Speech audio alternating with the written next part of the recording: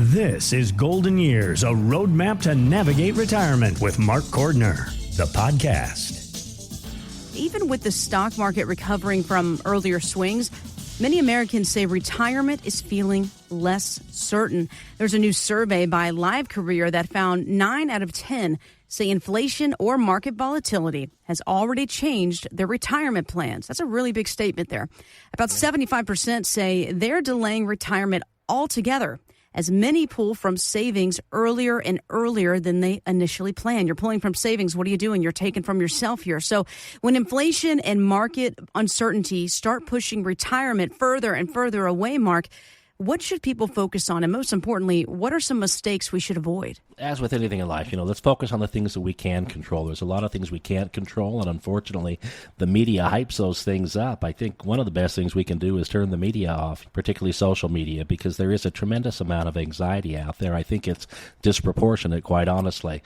The things we're experiencing now are in some ways different than the past, but in most ways very similar to prior periods in history, and we have always gotten over those bad times. We will get over the current bad times. We just need to take a long-term perspective, I think. But yes, people are feeling pain. I don't mean to minimize that. Inflation has been horrible, and people are just really anxious about where are things headed. There's a sense that everything is new, and I'm not sure that's necessarily the case, but I say build a long-term plan.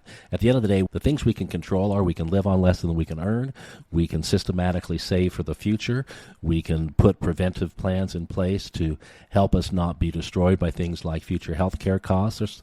There's far more that we can do than people realize, and so I would say focus on the things that we can control and build a long-term plan that's designed to withstand whatever's happening in the world today, the volatilities of today. People really need to be thinking in terms of years and decades, not in terms of days and weeks. I think not a healthy perspective. So come visit with us. We can help you reorient if that's what's needed to take that long-term approach and build a plan that will sustain whatever life brings. Interesting you mentioned here that folks should be thinking about years and decades, not days and weeks. You've heard the old saying, retirement is not a sprint. It's more so a marathon, right? You have to keep looking forward. And, as things change that we don't have control over, whether it's market volatility, inflation, taxes, what have you, all these different things.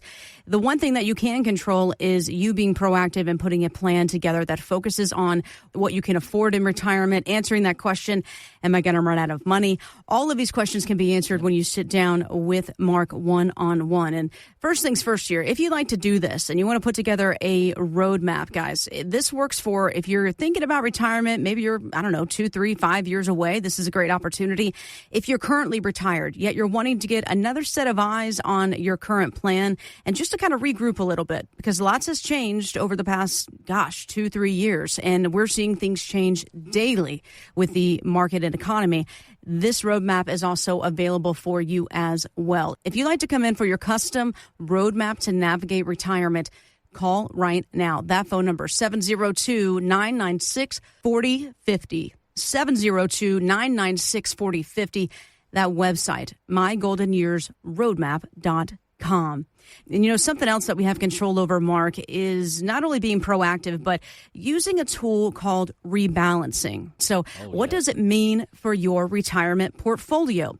Here's Morningstar's Amy Arnott. Rebalancing usually will involve selling assets that have gone up because they would be over your target levels and using those proceeds to buy into asset classes that have gone down. And why that can be difficult is sometimes if things are going up, people are reluctant to sell. And in fact, you could miss out on some gains if you sell for rebalancing purposes. So the purpose of rebalancing isn't necessarily to improve your returns, but really to control the risk level of your portfolio so that it doesn't drift too far away from your target levels. And we know that controlling that risk level is essential. And, it's estimated that about 30% of those nearing retirement, they never rebalance their 401ks and their IRAs. This has got to cause some big problems. Oh, it absolutely does. Most everyone has spent their working lifetime focusing on accumulation. Accumulating. It's all about trying to grow. It's all about getting the greatest rate of return. And this is particularly an issue for, I think, a lot of guys who, sometimes you get a little addicted to this, to the good times when they're happening. But what got us to a successful retirement point is not what keeps us there. It's an entirely different game plan. I often use that mountain climbing analogy. There is one set of skills to get up the mountain, an entirely different set of skills to get down, because it's on the backside of the mountain, on the descent, where the fatalities occur. And so retirement planning, particularly income planning, is really about risk management more than anything. And so when she talks about controlling volatility, it does seem counterintuitive, against our natural instincts. People just think, hey, if things are going well, we want to keep letting it go well. But what goes up always comes down in the market. And so we don't want to get caught with our pants down, as the expression goes. We've got to do things that may seem counterintuitive. And so we can get overweighted, as it were, in certain sectors of our portfolio if we don't periodically rebalance back to whatever is our model risk tolerance. And so we can help people with that. We absolutely have tools to do that, and we do that routinely for our clients. When we're managing assets for them, that's part of the service, is that we're regularly rebalancing, often on a quarterly basis for some portfolios. So what helps us succeed in retirement is not what got us there, as it were. It's not about accumulation. It's about risk management. And so people really need to think differently, and they should be rebalancing. We can help with that. And rebalancing, guys, this is kind of like what Mark talked about here. This is a crucial movement when it comes to your retirement and that financial plan, because, where you were when you were 25, 30 is going to make a big difference to where you are at 50, 55, 60 when it comes to your risk tolerance. And if you want to come in for this risk score, let's find out exactly how much risk you're actually taking. Mark, you've talked about it before, how folks come in and they go, oh, no. I am so conservative, Mark, you're never going to believe it. And you run this risk score analysis, and lo and behold, they got all their cards on the table and they never knew it. Yeah, that's very, very common, that what people think they're doing and what they're actually doing within the portfolio are two different things. And sometimes it's because they're do-it-yourselfers who just don't know what they don't know. Other times is they just got busy with life and they kind of forgot to stay on top of some things. We have all sorts of tools to help measure what a person should be able to put up with, as it were, and then also tools to assess what is their stomach really telling them, because we got to find a balance between what we call their risk capacity and their risk desire, as it were. Those are two different things. Retirement planning is really about risk management, and we can help people with that. We've got the tools. Come visit with us. Absolutely. Mark and his team have the tools. If you want to come in and find out your risk score, this is how simple it is, guys. All you do is you call and you say, hey, let's listen to the show. I want to know how much risk I'm taking. Am I really going to be a detriment to myself if things go the wrong way? If you want to come in for that risk score analysis, that phone number, 702-996-4050. 702-996-4050. That website, mygoldenyearsroadmap.com. I saw a recent survey, Mark, by caring.com. They show that more than half of Americans, they don't have a will or estate planning documents. CBS News business analyst Jill Schlesinger says it's never too late to get started with what she calls the big three. The first is a will. Just says, hey, here's my stuff. Here's who it goes to. You then have two other documents that are really important. One is called a healthcare proxy. You want to make your wishes known. You name somebody, your agent, who makes a healthcare decision on your behalf. And the last document is called a power of attorney. And this could be important if, like, gosh, I tripped on the street and I'm laid up in the hospital and I need somebody to enroll in my benefits for me. So you're naming someone an agent to make a business decision, a transaction. All of these documents, they have to be in writing. They have to be notarized. So no writing it on a napkin. Well, we talk about it from day one. I mean, it's in all of our classes. We actually do a workshop here on it. God bless this woman for bringing that up, because this is the hardest thing for many people to deal with. This talk about end of life and particularly dying. No one wants to consider that. But the truth is, we're all on the same conveyor belt. We're all headed into that same sunset. And we got to have these things in place. I mean, if you hate your kids, don't leave a will, because then they'll be fighting over it and it'll destroy the family. But if you love your family, you need to have a will in place. You've got to have instructions. And when it comes to these healthcare powers of attorney, that's so critically important. These healthcare directives let others make decisions on our behalf. The morning after the stroke is not the time to be trying to communicate this stuff. And then when it comes to financial powers of attorney, that's so critical. I literally met last week with a woman in Salt Lake who, she's my age, is 59, and she has early onset Alzheimer's.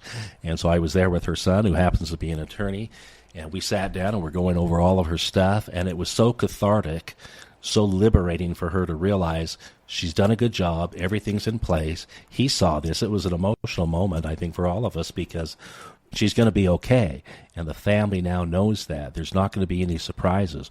We've got things in place. I beg people, get your estate planning in order. You need to be working with an attorney, and we can introduce you to some good ones. But start with the financial stuff, and then lock it in with the estate plan. Come visit with us. That phone number, 702-996-4050. And again, that website, mygoldenyearsroadmap.com. You know, Mark, every generation has its own slang, and I'm going to give you some examples here. Take it back to when your grandparents, they used to say things like swell. That was a big one.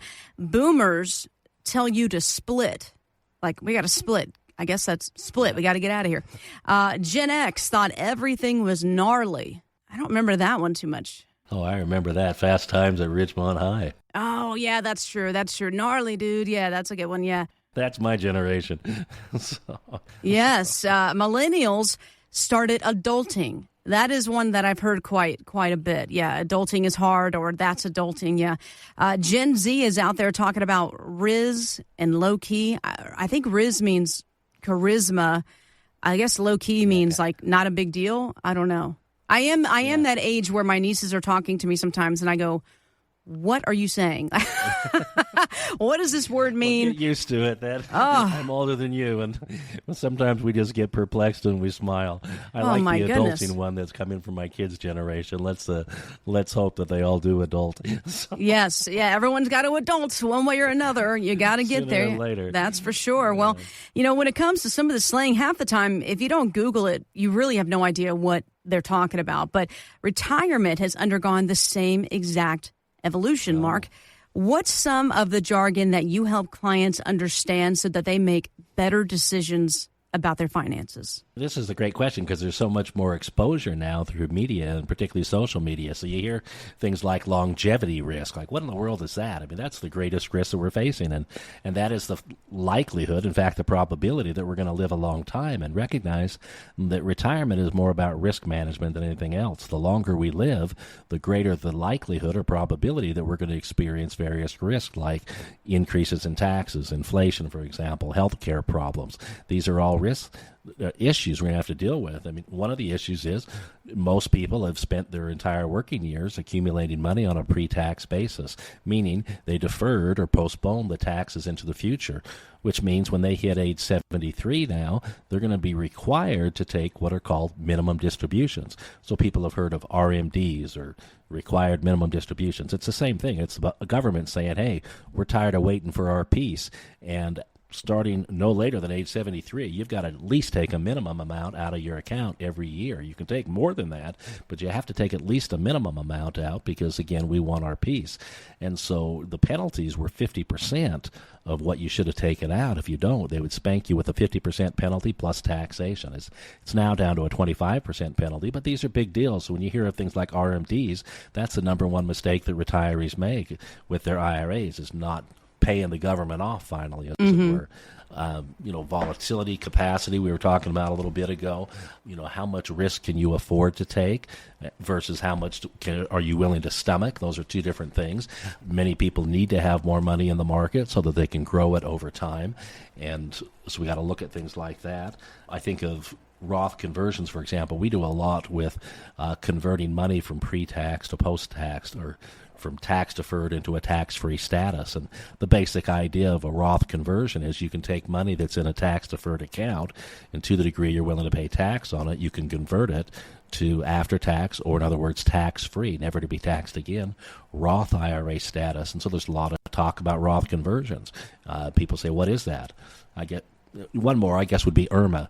IRMA is income-related monthly adjustment amount. That's basically a surcharge on your Medicare premiums based upon what your earnings were 2 years prior to applying for Medicare. So there's this 2-year tail on it. So, for example, these are just examples of the kind of slang that are getting bandied about in the media, and they often leave people crossing their eyes wondering, what in the world is this stuff all about? And the reality is what you don't know can hurt you because, for example, with those required minimum distributions, it's a spanking. It's a 25% spanking on top of your taxation when you don't take the money out the government expects. So the bottom line is it's a totally different game when we transition into the retirement world. Going up the mountain versus down the mountain, as I always say, it's an entirely different set of rules, and the fatalities happen on the downside of the mountain, on the descent. So come visit with us. We can help you basically interpret all that jargon into common English, so people can understand. We can take the mystery out of these things. That's really what all of our classes and events that we do, the workshops we do, and the one-on-one sessions are about. It's really about educating. Come visit with us. That's what we love to do, is help people understand so that they're safe and they can go focus on the non-financial things that are more important in life. Investment advisory services offered through Golden Years Financial LLC, a registered investment advisory firm. Insurance is offered through Golden Years Insurance Services. These firms do not provide legal or tax advice. Consult your own legal and tax advisors before taking actions that may have tax implications. Investing in securities involves risk, including the potential loss of principal. Insurance contracts principal protection is based on the claim-paying ability of the respective insurer. None of the information contained on this website shall constitute an offer to sell or solicit to buy a security or insurance product. The information and opinions contained on this site or requested from this site are provided by third parties believed to be reliable, but accuracy and completeness cannot be guaranteed. They are provided for informational purposes only and are not a solicitation to buy or sell any of the products mentioned. Any media logos and or trademarks contained herein are the property of their respective owners, and no endorsement by those owners of Mark Cordner, Golden Years Financial, or Golden Years Insurance is stated or implied.